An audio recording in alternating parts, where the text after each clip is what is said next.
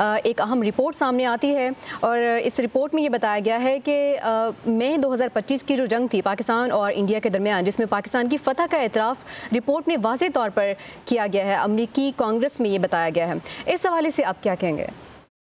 देखिए, अब तो कोई कसर रह नहीं गई।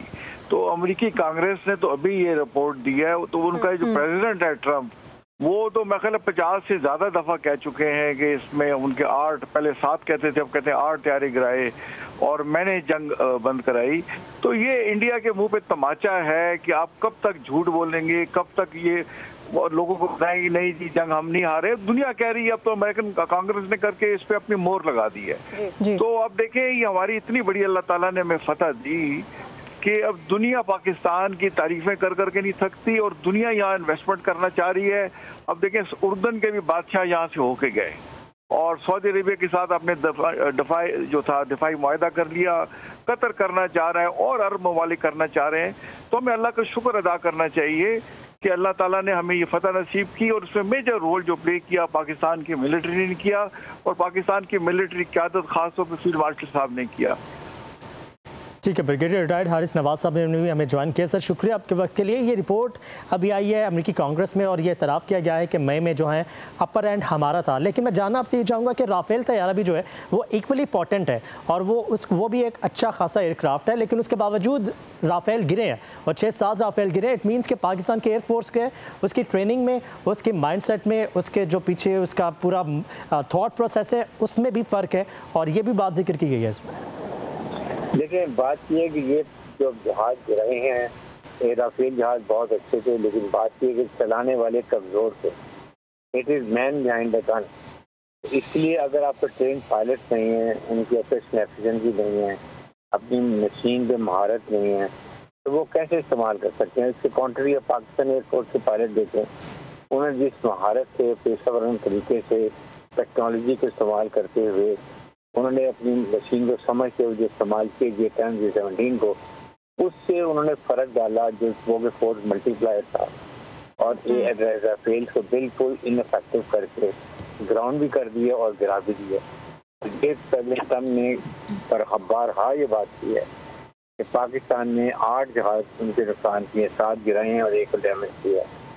फिर अमेरिकन कांग्रेस की रिपोर्ट का मतलब है, उन्होंने बड़ी क्लियर अल्फाज में कहा कि पाकिस्तान को जंग में फतह नसीब हुई है, पाकिस्तान इज अ विनर और इंडिया को शिकस्त पास हुई है और इंडिया इज अ लूजर। उसके बाद उन्होंने पाकिस्तान के ये भी कहा है कि राफेल की मार्केटिंग बहुत ख़राब कर दी है, लोग अब इसको जहाज से लेना नहीं चाहते हैं और इसके बाद चाइनीज जहाज में J-10 और J-17 क्योंकि पाकिस्तान इस कमाल महारत से इस्तेमाल की है, लोग इनको खरीदना चाहते हैं। एयर फोर्स में जब जाता है पाकिस्तान लेते उनको, पाकिस्तान के पायलट उसको यूज़ करते हैं, हर तरफ कॉलिंग गूंज उड़ जाती है। अभी भी दुबई एक्सपोर में ये 13 जहाज इंडिया के गए थे, तो ये अपने मुल्क में बनाते हैं।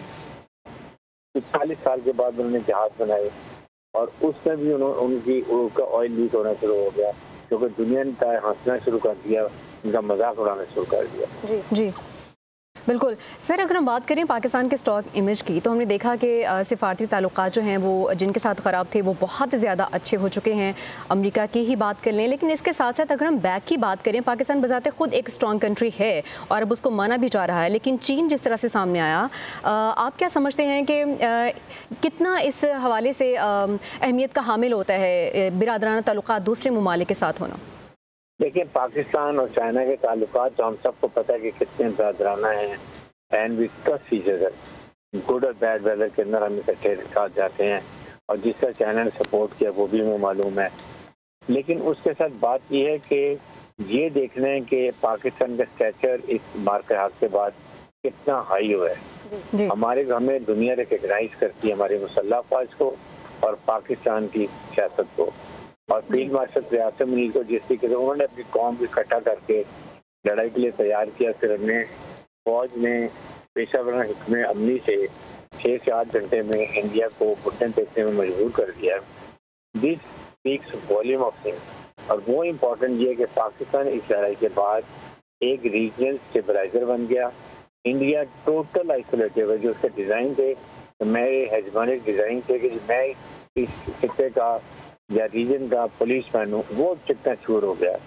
हालांकि इसने बहुत फॉइलिंग की है। तो अब वक्त आ गया कि इंडिया बिल्कुल डाउन है, पाकिस्तान आसमान की बुलंदियों पर है, दुनिया पाकिस्तान को सुनता है और इंडिया आहिस्ता आहिस्ता बिल्कुल डाउन हो गया। जो एक अमेरिका का ख्वाब था कि चाइना के खिलाफ इससे इस्तेमाल करेगा, कंटेनमेंट के लिए इस्तेमाल करेगा, दे हैव रियलाइज कि China India is untrained unprofessional फौज है और ये किसी काम में दिखा।